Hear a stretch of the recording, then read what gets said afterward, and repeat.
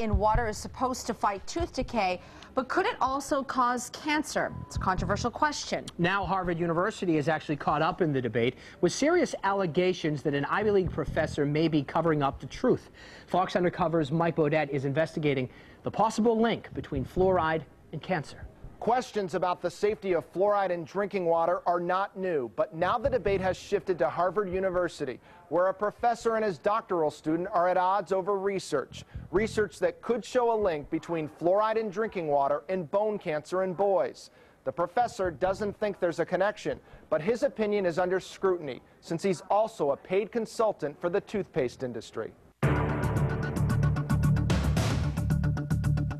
Dr. Chester Douglas, a Harvard University big shot.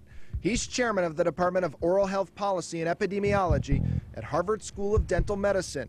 And he's at the center of a fluoride debate, the question of whether fluoride in drinking water can cause cancer, specifically osteosarcoma in boys. Hi, Dr. Douglas. Mike Beaudet with Fox 25. We wanted to talk to you about the fluoride controversy.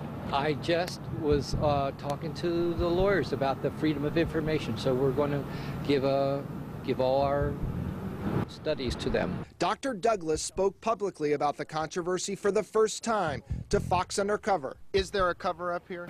This report from Harvard Medical School will answer that question. The dispute erupted last year when the Washington-based Environmental Working Group raised serious allegations, accusing Dr. Douglas of possibly covering up the link between fluoridated water and cancer. The question is very simple. Did he represent the research correctly, or did he not? Ken Cook is Environmental Working Group's president. He points to a thesis done by one of Dr. Douglas's own students. Dr. Elise Basson found, for males less than 20 years old, fluoride level in drinking water during growth is associated with an increased risk of osteosarcoma. But according to Cook, Dr. Douglas dismissed any link when he presented this final report to the National Institutes of Environmental Health Sciences. Dr. Basson's study found some very compelling evidence that there's a risk of bone cancer from fluoridation in water. And the presentation of her research suggested the opposite, that there was no evidence. The Environmental Working Group has raised concerns about Dr. Douglas's close ties to toothpaste giant Colgate, pointing to his job as editor-in-chief of the Colgate Oral Care Report. Fox Undercover has learned Dr. Douglas has also worked as a consultant for Colgate for the last 10 years. The company has paid him tens of thousands of dollars. Do you suspect that Dr. Douglas is trying to protect the toothpaste industry? Obviously, if he's got a financial interest working, at least in part, for a company that is making fluoridated toothpaste, one would be concerned, one would be aware of that potential conflict of interest. Dr. Douglas insists he's done nothing wrong. You've got to admit, working for Colgate, it smells a little fishy. Yeah, I don't think so. I looked at the 200 articles that we've written for them. Only about 11 or 12 of them were on fluoride. You wouldn't cover up something because you have a financial interest in Colgate? No. There was never a chance to cover up anything.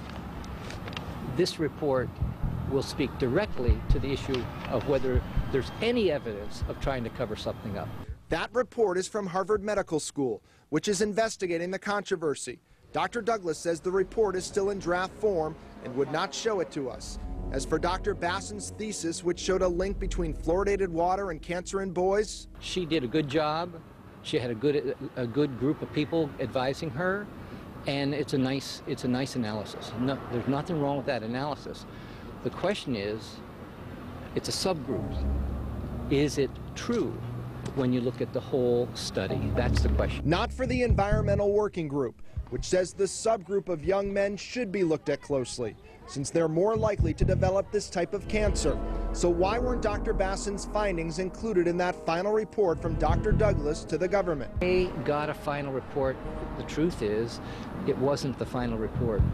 If you want to get your facts correct, that wasn't the real final report. It was a draft. Do you think there is a link between fluoride and bone cancer? In the whole study, my best guess is I don't think we're going to see an association.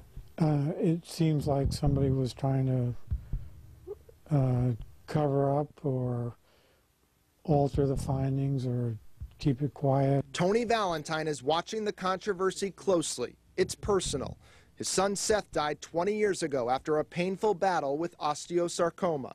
This is a picture of Seth and his younger brother, Zachary, just before we found out that he had the bone cancer. He was as healthy as any normal American kid. Seth grew up in Dedham, one of 137 communities in Massachusetts that adds fluoride to the water.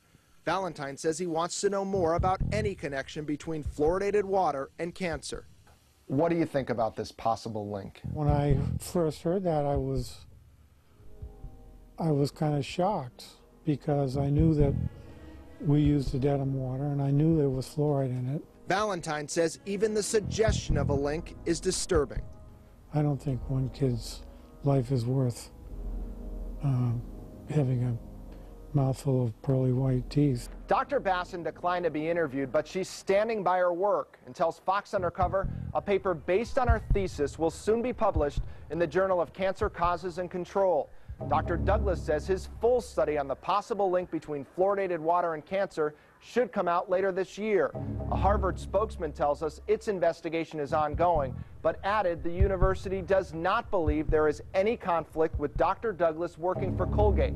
This as the federal government continues its own investigation. I'm Mike Beaudet.